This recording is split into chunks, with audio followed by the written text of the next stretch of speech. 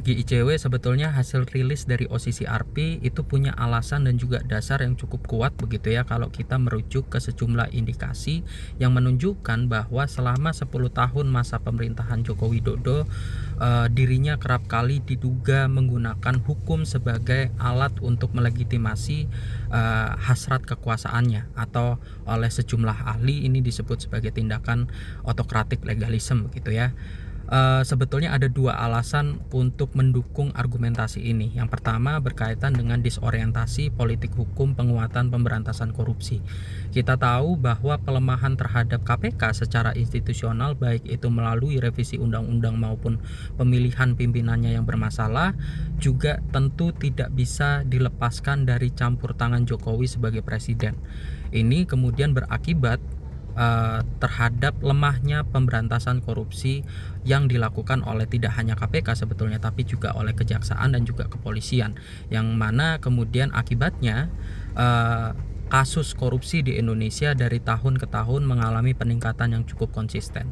Itu yang pertama. Kemudian yang kedua berkaitan dengan dugaan manipulasi pemilu. Sebetulnya dugaan ini tidak hanya terlontar dari kalangan di tingkat nasional begitu ya, tapi juga di tingkat internasional, di mana ini bisa ditunjukkan pada bulan Maret 2024 United Nations Human Rights Convention itu sempat mempertanyakan perihal dugaan intervensi yang dilakukan oleh Jokowi ketika mengubah peraturan undang-undang pemilu berkaitan dengan syarat ambang batas usia minimal calon wakil presiden, yang mana ini diduga sebagai cara atau langkah dirinya untuk memuluskan jalan putra sulungnya begitu ya, Gibran Rakabuming Raka, untuk mengikuti kontestasi pemilihan presiden tahun 2024 lalu. Ini sekaligus juga hasil rilis ini sekaligus juga menjadi alarm begitu ya bagi pemerintahan Prabowo agar dirinya tidak menjadi pimpinan yang anti terhadap pemberantasan korupsi, yang anti terhadap upaya-upaya penegakan hukum anti korupsi. Demikian.